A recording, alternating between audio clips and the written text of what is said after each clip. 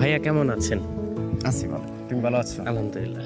এই যে সরিষা ফুলে যে মৌমাছি, এই মৌমাছি কি আসলে এই হলুদ রংটা পছন্দ করে নাকি তারা ফুল দেখলেই পছন্দ করে?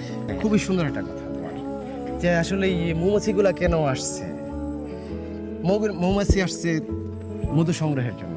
আর এই যে হলুদ সরিষা ফুলটা ফুটছে, তার কাজ হলো গিয়ে হলুদ রং দিয়া সে মৌমাছি এবং তার পরাগায়ন, সে দেখা গেছে যে তার পরাগায়ন ঘটানোর জন্য সে মৌমাছি প্রজাপতি বিভিন্ন রকমের এই যে এরকম পতঙ্গকে আকৃষ্ট করার জন্যই দেখা গেছে সে হলুদ রং ধারণ করছে।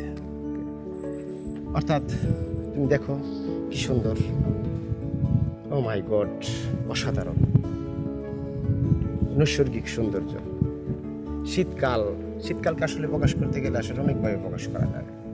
তার মধ্যে এই হলুদ রং সরিষা ফুলটা অন্যতম।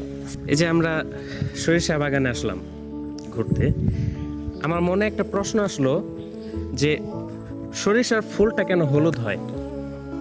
হ্যাঁ, আসলেই হলুদ তোমার একটা অসাধারণ সুন্দর রং। শীতকালে দেখো যে সরিষা গ্রামের বিভিন্ন রকমের পথে প্রান্তরের ধারে যে খোলা মাঠ আছে, সে জায়গায় যে সরিষা, অসাধারণ দৃশ্য, অসাধারণ সৌন্দর্য। এটা তোমার আজকে থেকে না অনেক বছর আগে থেকে, যে কারণে হলুদ রংটা হয়, যে কারণে তোমার একটা ফুলের রং রঙিন হয়, যে কারণে একটা ফুলের রং গোলাপি হয়, এগুলো স্পেশাল মানে আলাদা আলাদা কারণ আছে। তার মধ্যে হলুদ কারণটা হলো যে হলুদ হওয়ার জন্য যে উপাদানটা বেশি দায়ী সেটা হলো ক্যারোটিনয়েডস।